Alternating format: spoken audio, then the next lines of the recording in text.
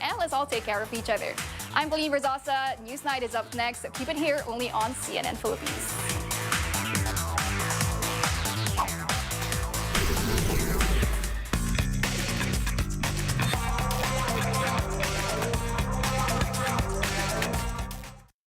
If someone is wearing a shirt with a printed design or face of a politician, the person is already a walking advertisement. Then the more you see, the more it gets stuck in your head. Kapag dinedesign namin yung for certain candidate, we see to it na meron siyang impact. Malaki rin yung role ng printer, pati pagdating na sa kulay. Kasi kami yung nagdi-deliver ng message sa mga taong hindi nakakakilala doon sa kandidato. We always choose a leader to lead us. The leader should have heart for the voters, should have heart for the people.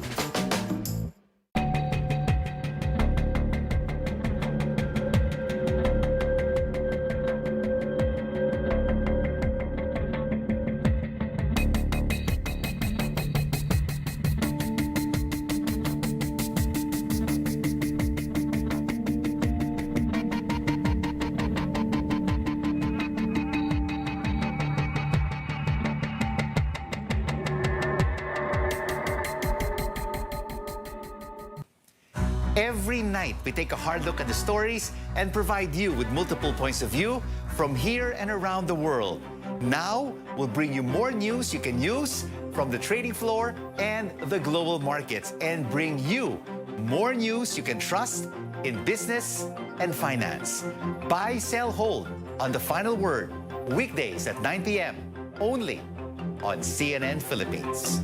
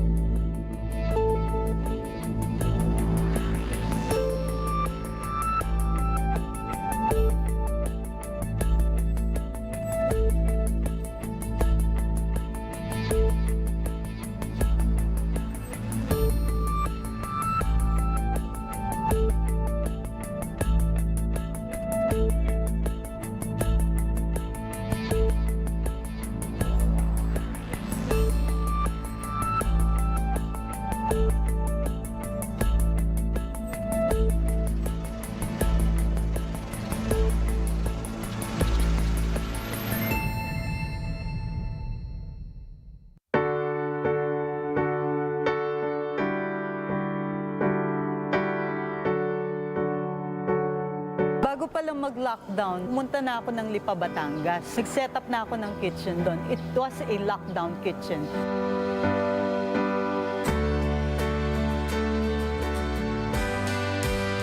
Itong pantry na to, venue siya sa pagtulong. Tayo-tayo po muna yung magtulungan. What inspired me to keep going is knowing that people need you. And if you have the capacity to help, then you should do it.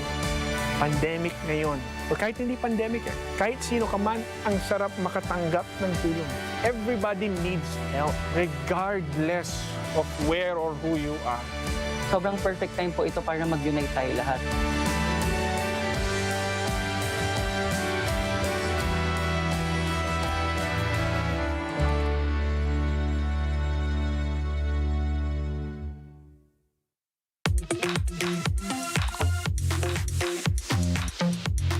We're back.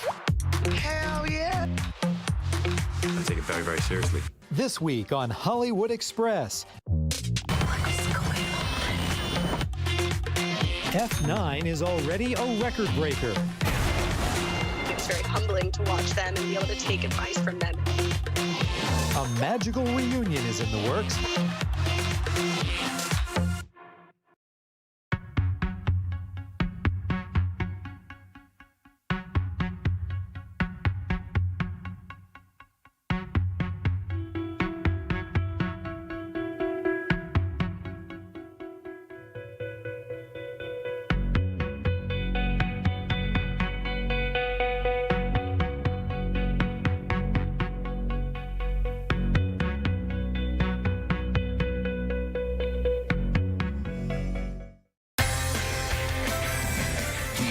adventure starts here.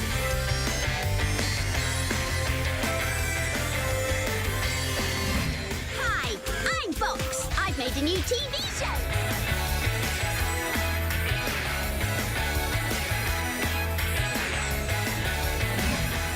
Been bitten by the bug of curiosity. This is CNN 10. My name is Carlo Azus.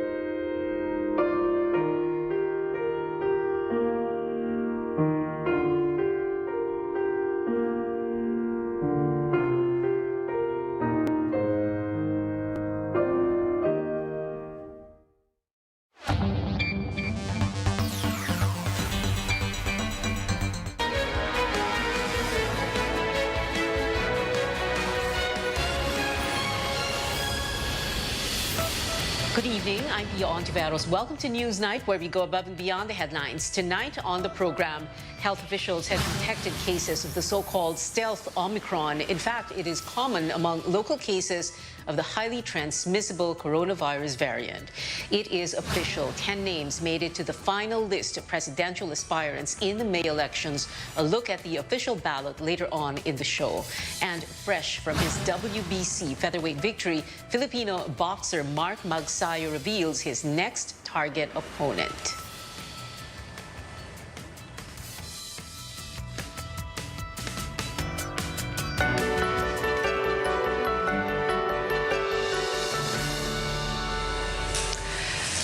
Health officials have detected cases of 2 of the 3 sublineages of the Omicron coronavirus variant. These include what is now known as the stealth Omicron. Carolyn Bonkin joins us live for more. Carolyn, what else do we know about this? Pia, the Omicron subvariant BA.2, or the so-called stealth Omicron, is present in 10 regions, including the Cordillera Administrative Region, Ilocos Region, Cagayan Valley, Central Luzon, Calabarzon, Western and Central Visayas, Soxargen, Barm, and Metro Manila. This is based only on the samples tested by the Philippine Genome Center. Health officials say this is the more predominant Omicron subvariant in most regions. It got the moniker stealth Omicron because it cannot be distinguished from other variants using the RT-PCR test, making it harder to track. It's already in at least 49 countries and in 17 U.S. states. Last week, the UK classified this as variant under investigation, with initial studies showing this could spread more quickly than the original Omicron. Here at home, health officials say there is still much to be learned about this Omicron sublineage, but so far they don't see any difference in symptoms and severity of cases compared with Omicron and its other 2 subvariants.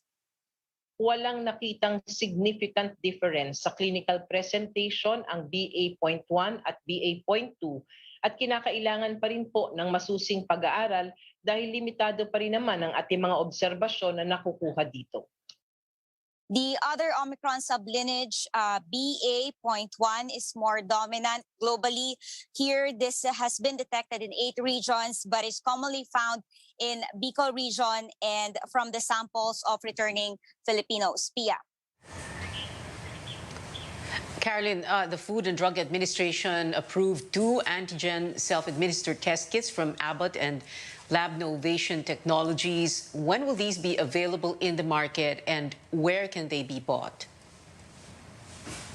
Health officials say this will be available in FDA-licensed drugstores, but there's no word yet on when will this be out in the market and how much is the suggested retail price. But what we do know is the health department is going to issue a new set of guidelines on this self-administered antigen test kits soon. Health officials have been asking the public to please use this test wisely. Use the proper timing based on their recommendation. It is most accurate when used among symptomatic individuals. Back to you. Carolyn Bonquinda reporting. The country listing over 17,600 new COVID-19 cases, the first time the daily tally falls below 20,000 since January 7. Health Secretary Francisco Duque says the country is now a notch lower at high risk from a critical risk classification for COVID-19.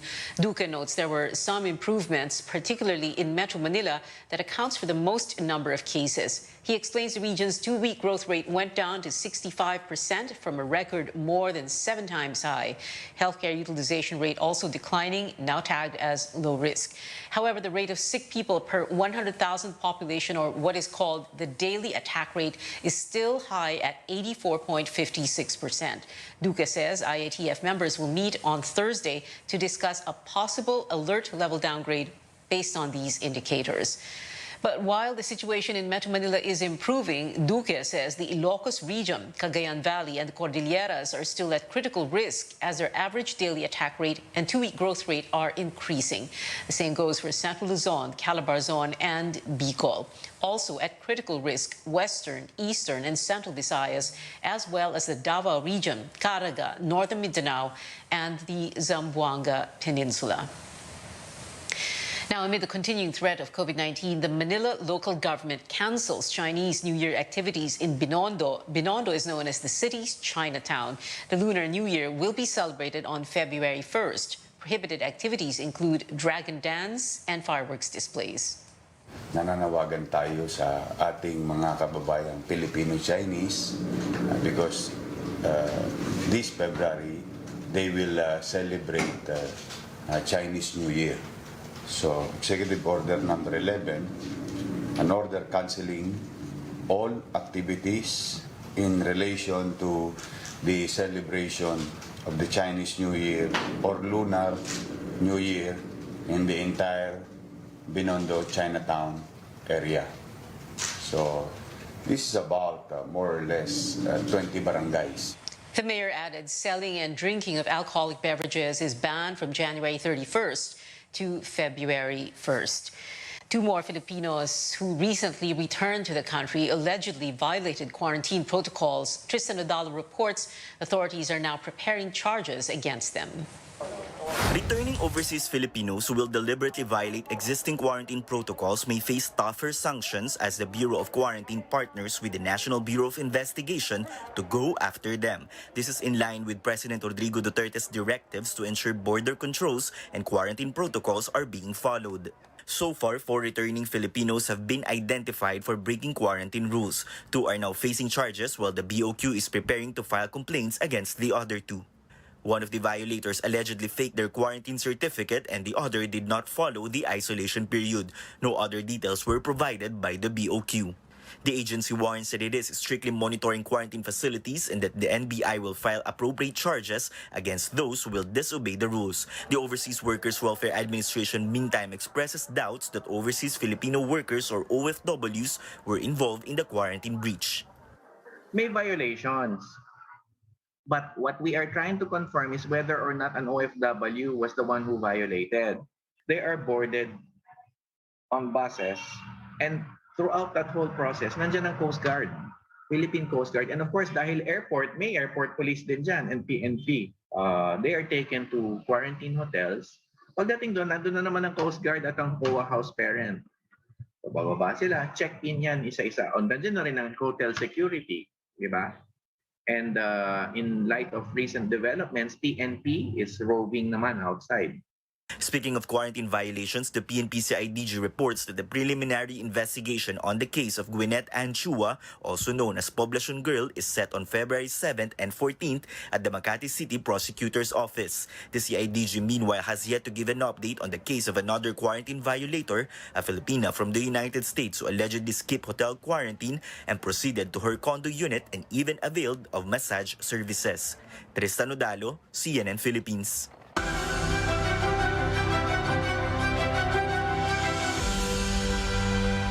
Vaccine czar Carlito Galvez says the initial immunization for children aged 5 to 11 years old kicks off in Metro Manila on February 4. Galvez says there will be 2 vaccination sites per city, and these will be expanded to other regions after a week. He adds the first batch of supply is expected to arrive next week. Currently, Pfizer is the only vaccine brand given emergency use authorization for pediatric use. Makaka-assure po tayo, Mr. President, sa ating mga magulang na very safe ang ating gagamitin na bakuna. Dahil ito ay mas mababa ang formulation na angkop para sa mga bata. Kaya po makita po natin sa vials may color coding, yung orange at saka po yung purple. Yung orange po para po sa 5 to 11 years old.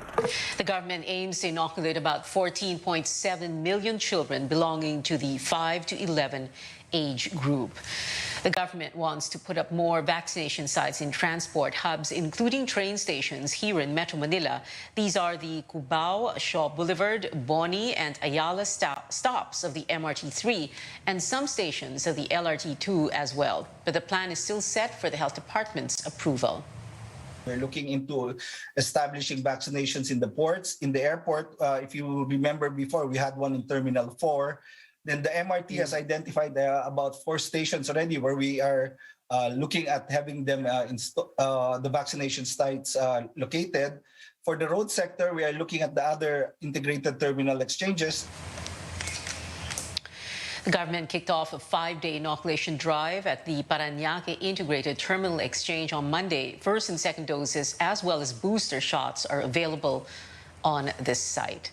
Now, members of the vaccine experts panel say the Russian-made single-dose Sputnik Light vaccine is a good candidate for a booster shot. They cited studies in other countries showing it produces good immune response and remains effective against the Omicron variant.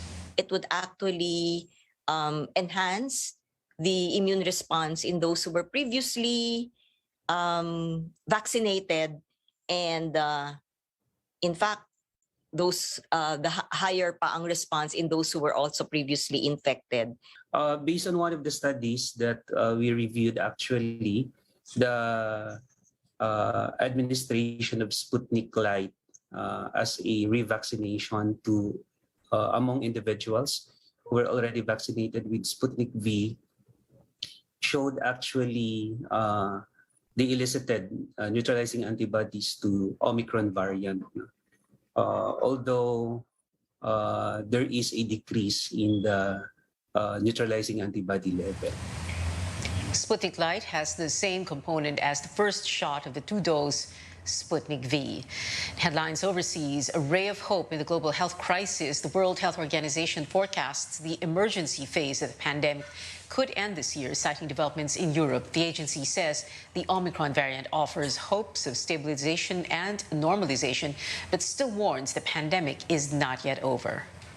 There are 3 things coming together in the European region. The first one is that once that the Omicron wave will subside, there will be a large capital of immunity, be it thanks to the vaccine or due to infection. The second is that winter seasonality will have a pause. And the third one is that we know that the Omicron variant is milder in the boosted individual, which means that for some weeks or months, there will be tranquility and the governments and the people can prepare to get out of the acute phase. Health experts in the United States also cautioning about becoming complacent. While Omicron appears to be not as deadly as the Delta variant, they warn it should not be underestimated. CNN's Maddie Gaither has more in tonight's Health Minute. Across the U.S., it's spread like wildfire. The stunning thing about Omicron is how remarkably infectious it is. I've been doing infectious disease control for 30 years, and with the possible exception of measles, it is the most infectious virus I've seen. In less than 2 months, Omicron has packed a punch on the U.S., setting records after accounting for nearly all new COVID cases, pushing Delta into the background. While cases may fall as quickly as they rose, health experts say don't count the variant out just yet. The biggest risk is that the fact that we are all so very tired of COVID will lead to us letting down our guard, and if another variant comes, we won't respond effectively. Former CDC Director Dr. Tom Frieden says for people who are vaccinated and boosted, which is now about a quarter of the U.S. population, COVID-19 caused by Omicron may be similar in severity to the flu in many respects, or they may have no symptoms at all. The concern comes with those who aren't vaccinated. The virus is adapting. As long as we adapt, we can move forward. If we don't adapt to the virus, it's going to continue to get ahead of us because no one, and I want to emphasize this, no one can predict with accuracy what's coming after Omicron. For Health Minute, I'm Mandy Gaither. While the U.S. is still not in the clear, the nation's top doctor says it is now going in the right direction in curbing Omicron, and the surge may even peak next month. Americans have begun receiving free rapid COVID-19 tests and N95 masks, government efforts to further bring down infections. Up ahead, what will the ballots for the 2022 polls look like, and who does Pinoy boxing champion Mark Magsayo want to fight next? Find out when we return.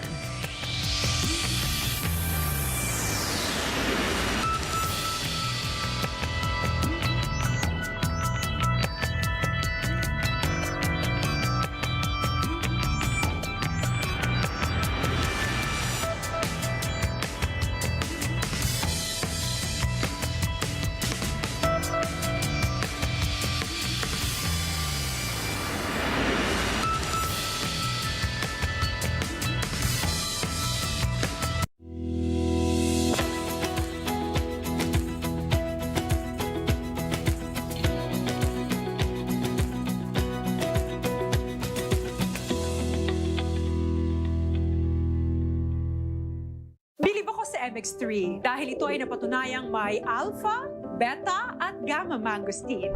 MX3 capsule helps avoid pain discomfort para iwas sakit. Tested and proven na low sodium, cholesterol-free at fat-free.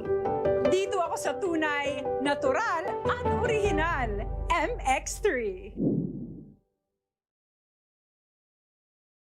Mahalagang paalala, ang MX3 capsule ay hindi gamot at hindi dapat gamiting panggamot sa anumang uri ng sakit. Sa mga panahon ngayon, kailangan po natin si dating Secretary Gibo Teodoro. Si Gibo ay dating kongresista, bar top-notcher at higit sa lahat ang pinakabatang Secretary of National Defense sa kasaysayan ng bansa. Naging chairman ng NDCC. Malaki ang maitutulong ni Gibo para maibalik ang mga trabaho at mapalakas ang ekonomiya.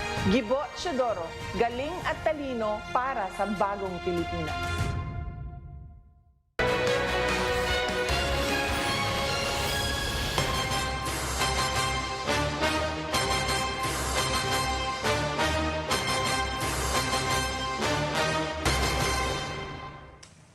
Welcome back to Newsnight, where we go above and beyond the headlines. Exactly 2 weeks from now, the campaign period officially kicks off. It will be a 10-way battle for the presidency.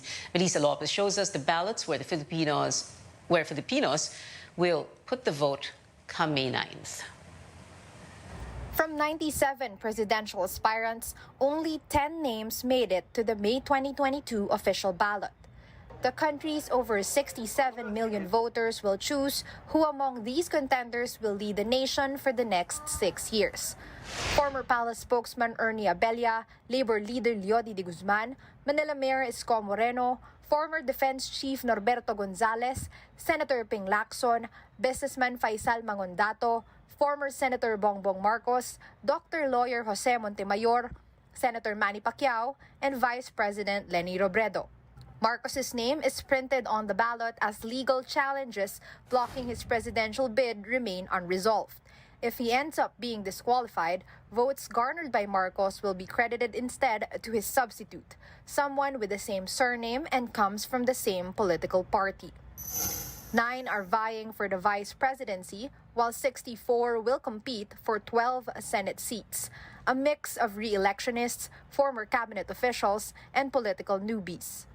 With the power struggle within PDP Laban left unresolved, COMELEC allowed 8 senatorial bets from both Pacquiao and Cusi factions to carry the ruling party's name on the ballot. Ballot printing started January 20th. The poll body excluded the names of aspirants Wilson Ahmad and Norman Marquez, even if they belatedly secured relief from the Supreme Court after being struck off as nuisance candidates. The first page also carries the names of local candidates, from governor, congressman, down to councilors per municipality. Ballots for the Bangsamoro region are up to 30 inches long and also carry Arabic instructions for locals. Voters are reminded to flip the ballot and vote for one of the 177 party list groups. A voter must shade the circle beside their preferred candidates using COMELEC's provided marker. Except for senators, they should only shade one name per position or else their vote will not be counted. Melissa Lopez, CNN Philippines. The COMELEC signs a memorandum of agreement with the Department of Education and the Department of Science and Technology.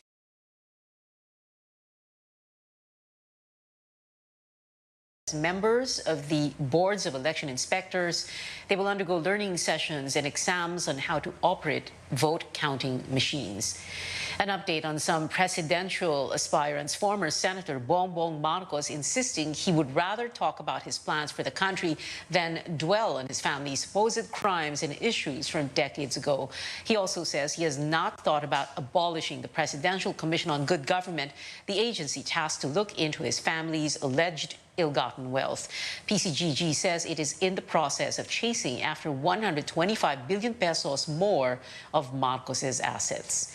Senator Ping Lacson says while he's not keen on supporting rape-related abortion, the issue should be discussed and studied well. Lacson believes the government must intervene in rape-related pregnancies by taking care of the mother and child physically, emotionally, and mentally. He adds the mother should be able to decide whether to keep the baby or not. Senator Manny Pacquiao says he asked his brother Sarangani Representative Ruel Pacquiao to personally explain Lakas CMD's press release that claimed Ruel and other Sarangani officials are backing the vice presidential bid of Davao City Mayor Sara Duterte. And the COMELEC says its law department is looking into Vice President Leni Robredo's request to allow her office's COVID-19 response initiatives to continue even during the campaign season. COMELEC spokesperson James Jimenez says the law department will evaluate whether Robredo's projects fulfill a humanitarian need. As he notes, disaster relief efforts were exempted before. President Duterte vows to reveal the supposed faults of most presidential aspirants once the 2022 elections draw near. Mr. Duterte claims all but one of his potential successors have issues that the public should know about. Alam nilang tinutukoy ko sila. Meron dyan, Jose, talagang hindi pwedeng maging presidente. Meron naman dyan ang presidente pero masyadong corrupt. Kala lang kasi ng mga tao malinis pero yung mga nag-transact sa business sa kanya, official business, pati yung mga Chinese nagreklamo na masyadong corrupt daw. Sabi ko, ang magawa ko is to charge him for corruption. Pero naman dito na hopelessly, I think, hindi dapat na presidente. Medyo kulang talaga. Kulang. Everyday may sasabihin siya na mali. Meanwhile, here's what the president had to say about another unnamed aspirant.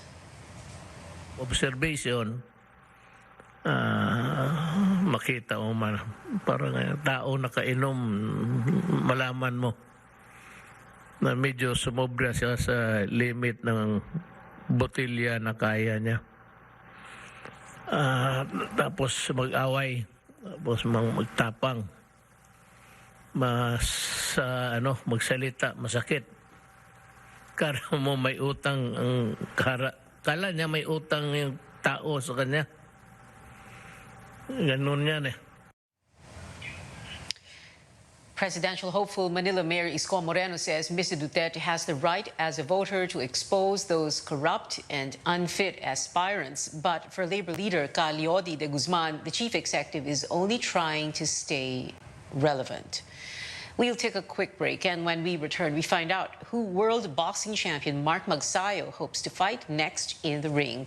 And this unique Indian wedding takes guests to the metaverse. You're watching CNN Philippines.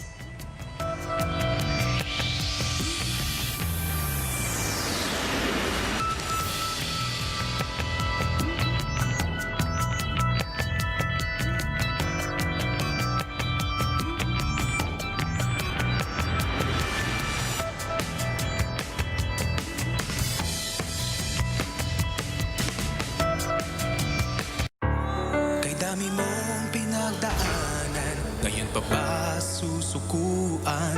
Kung lahat tayo'y nabibigatan, sama-sama natin tong lagpasan. Sa bawat laban, hinebra tayo, at sa pag-ahon, hinebra tayo. Sa huling patak ng bagong tapang, pagsubok mo ay malalampasan. Sasama-samang huling patak, tumitindi ang bagong tapang. Lalaban Hanggang sa huling patak. Para sa pangarap, para sa pamilya. para sa bayan. Hanggang sa huling patak para sa One Never Nation.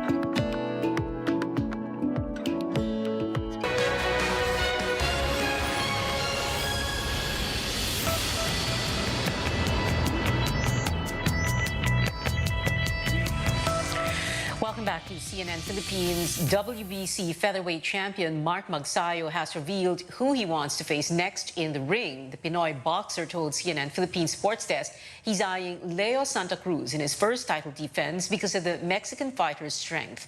Magsayo also gave a message to all athletes striving hard to win a world title, just like he did. Maganda rin kalabanin yun, malakas din yun. Lahat ng mga boksingero na pangarap maging world champion, huwag kayong titigil sa pangarap na yun. Aim high palagi, laging training dedication para matupad ang pangarap.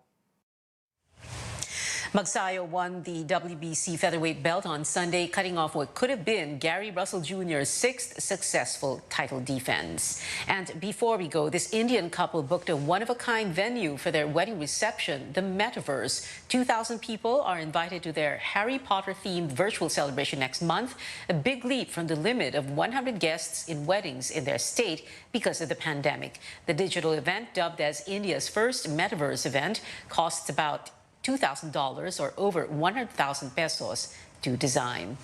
And that is it for now. Join me again on News.ph at 7 p.m. and on Politics as usual at 8:30. I'm Pia Ontiveros for Newsnight, where we go above and beyond the headlines.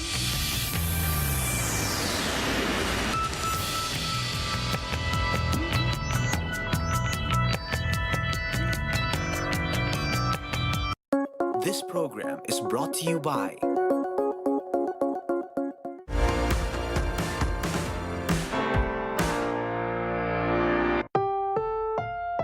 This program is rated PG. It contains themes and scenes which may not be suitable for very young audiences. Parental guidance is advised. Another day filled with linamnam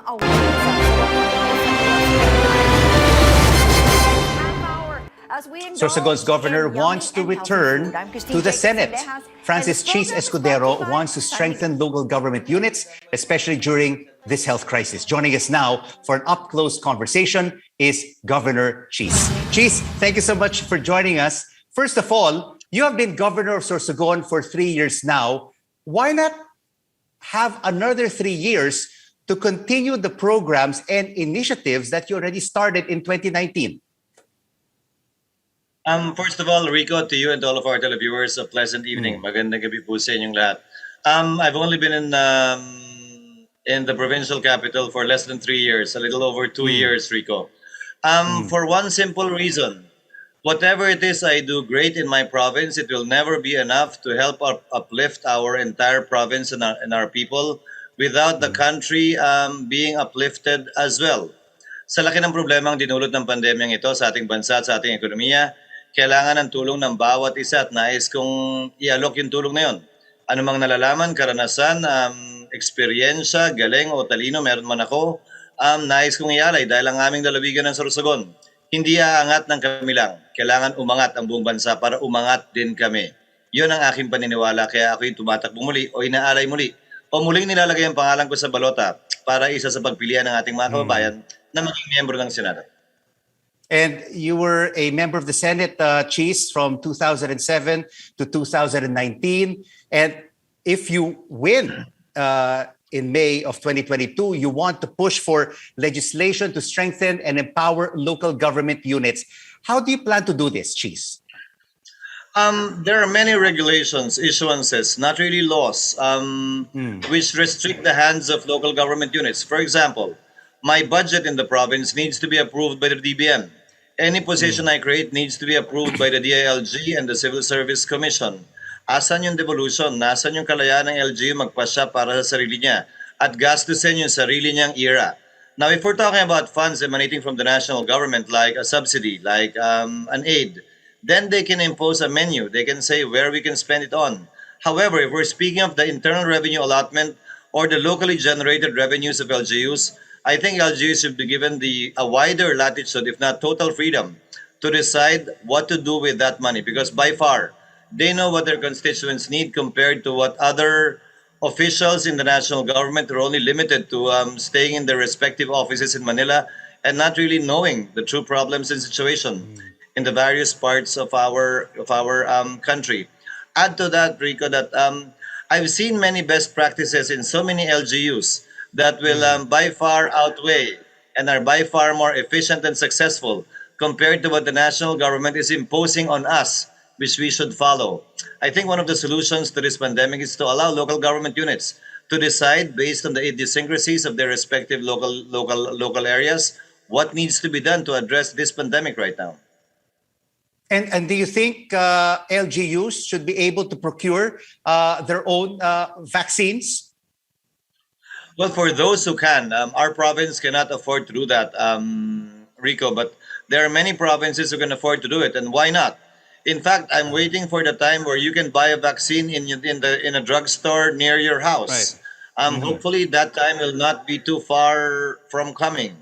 LGUs, private companies, it took a while before government was even able to allow private companies to buy using their own money and even ask that 50% be donated. Probably the private sector may have been more efficient in terms of procuring and even rolling out the vaccines that they themselves will be purchasing. And Cheese, you also want to solve the economic and public health problems of the country. How do you plan to fight this pandemic through legislation? The most important piece of legislation Congress, any member of Congress, the House or the Senate should pass would be the Yearly General Appropriations Act. That is the most important law that they will pass, and that's an instrument by which government acts and makes other people react. It dictates whether our economy will indeed grind or grind slowly or grind to a halt. I have been fortunate. I've been the finance chairman of the committee of the committee in the Senate, which handles the national budget. And indeed, it is a very important piece of legislation that can be used to either bring back the economy to where it was or make it slump even further, or on the other hand, help us overcome this health crisis or help us remain in the situation that we are in up to today after more than 1.5 years. And of course, we all know, Cheese, millions of our kababayans are still out of jobs. The economy is weak and faces a long road towards a recovery. If you become senator once again, how will you try to jumpstart the economy and create jobs through legislation? The national budget is the instrument that can create jobs, Rico. Number one, by way of expenditure, they can create jobs, however temporary it may be. But if government spends enough, it will stimulate the private sector to engage in spending as well, which will provide jobs as well. Number two, the government must be able to balance. It is a difficult balancing act, but they must be able to balance on the one hand the safety and health of our people, and on the other hand, the revival of our economy, meaning to say how to bring back jobs, how to reopen businesses that were closed, in order to pave the way for not only the new normal, but a normal life for everyone. Hopefully, Rico, so far the researches on a cure has been very positive, and by middle of next year, we hope that indeed their projections are correct, that a cure will be available, in which case it will be like your other diseases. Hypertension, then you eat lechon, Rico, and then drink your pill. Diabetes, then eat your cake and ice cream, and then drink your pill. Same is true here. Instead of vaccinating 110 million Filipinos, we would only be providing medicine to those who would get sick, which is about 2% of our population. But of course, Chase, we also have to make sure that the budget that is appropriated to the various government agencies has to be used properly, no? No graft and corruption. Everyone has to be held accountable, and there has to be transparency. Let's start, Rico, with use. Let's start with use. There are many agencies whose absorptive capacity is very low. Congress allocated them a huge amount of money, but they were not able to spend it, or they did not spend it, either for some one or another bureaucratic reason or red tape reason. Number two would be, as you said, it should be spent properly. That's why, Rico, I am totally against the reason being used by government. I'm citing NDA, or a non-disclosure agreement, as a reason not to disclose at how much did we buy the vaccines that we procured. Because to my knowledge, Rico, government borrowed over 300 billion to procure vaccines. And the price of vaccines are in the website. The prices of vaccines are in the website of the WHO. In other countries, they publish it in newspapers and come out as news articles. But here in our country, and I believe in about 3 other countries, they're using the NDA as an excuse not to be transparent with respect to how government money, public money was spent, specifically in buying the vaccines. And Chase, let's talk about this provision of substitution in the Omnibus Election Code. And some critics are saying candidate substitution by political parties has been abused.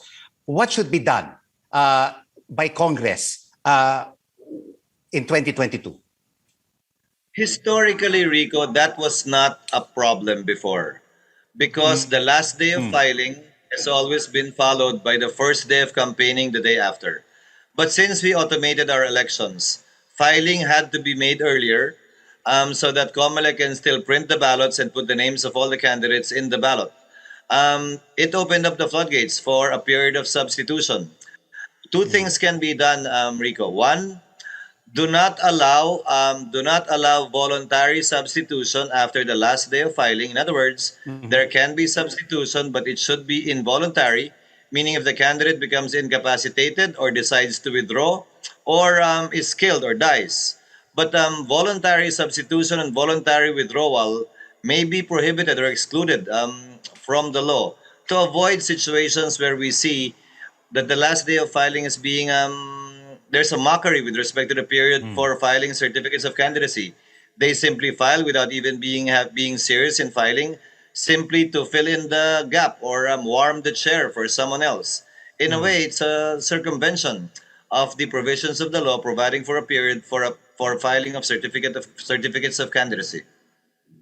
And Chase, a lot of issues to talk about, but let's jump to you running for senator, and you're a guest candidate on the rosters of several presidential aspirants, VP Leni Robredo, Senator Ping Lacson, Manny Pacquiao, to name a few. Does it help your cause to be a guest candidate of many lineups instead of just one party, one group?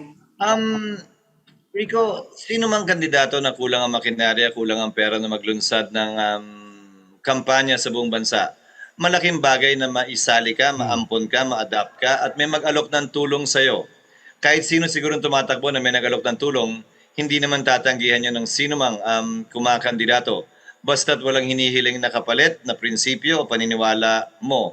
But Rico, on the other hand, I also see it as a positive step. A positive step because if presidential candidates who are competing right now can agree and can find common ground with 1, 2, 3, or 4 or 5 candidates or several local candidates, then probably there's also a possibility that after the elections, whoever wins, they can also find common ground and come to agreement with respect to fighting for the interests of over 110 million Filipinos. I have to ask you this question, Cheese, no, because your late father was a part of the Marcos administration. If Bongbong Marcos asks you to be a guest candidate in his senatorial slate, will you agree? First of all, Rico, like I said, sino man mag-aalok ng tulong na walang hinihiling na kapalit, walang rason para sino man tumanggi. But if the premise is I will automatically agree because my father served as minister of former President Marcos, I hope to remind our televiewers too that I also ran against Bongbong in the 2016 elections for vice president. So that would have nothing to do with it. The only reason, if at all, would be the fact that I am a nobody to refuse or say no to someone offering help and who is not asking for anything in return. All right, we will continue our up-close conversation with Governor Cheese Escudero after this short break. Keep it right here on CNN Philippines. News you can use, news you can trust.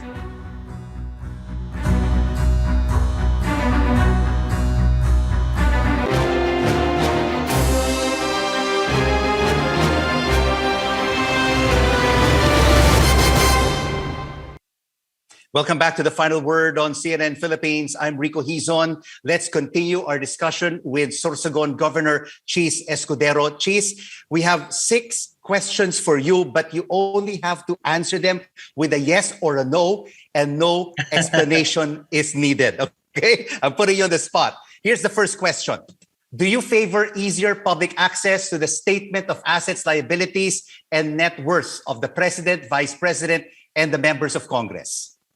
Yes. Do you support lifting foreign ownership limits in the Constitution? No. Do you favor the reimposition of the death penalty for drug-related crimes? No. Should a sitting president be allowed to run for vice president in the next election? Yes. Cheese? I can't Yes? explain now, but yes, No, you because can't it's not explain. So it's a prohibited yes. right now. Okay. Do you favor? You thought about that for a number of seconds there. Do you favor resuming peace talks with the communist rebels? Yes. And should the country be more aggressive in protecting its maritime interests in the West Philippine Sea? Definitely. Yes. And finally, Cheese, before we end our up-close conversation, a final message for our kababayans who are thinking right now if they should vote for you or not vote for you and return you to the Senate in the May 2022 elections. So I can't use this to explain my yes and no answers? No. Final message. Sa bigat at laki ng problema ng ating bansa, bawat isa sa atin, ano man ang kakayahan, ano man ang talento, ano man ang karanasan, ano man ang galing, dapat ialay yon para sa bayan, bilang public official man o bilang pribadong mamamayan. Sa parte ko, naging buhay ko na sa matagal na panahon ng pagiging public servant. At ito ang nalalaman kong gawin at pwede kong maiambag sa ating bansa. Kaya muli ko nilagay ang pangalan ko sa balota para isa sa pagpilian ng ating mga kababayan na maging miyembro muli ng Senado para maiambag, maitulong, maialok kung ano mang nalalaman ko at pwede kong gawin, hindi lamang para sa aming lalawigan bilang gobernador ngayon, pero para sa buong bansa at sa ating mga kababayan. Sorsogon Governor Cheese Escudero, thank you so much for joining us on The Final Word. Maraming salamat, Rico. Thank you. Good evening.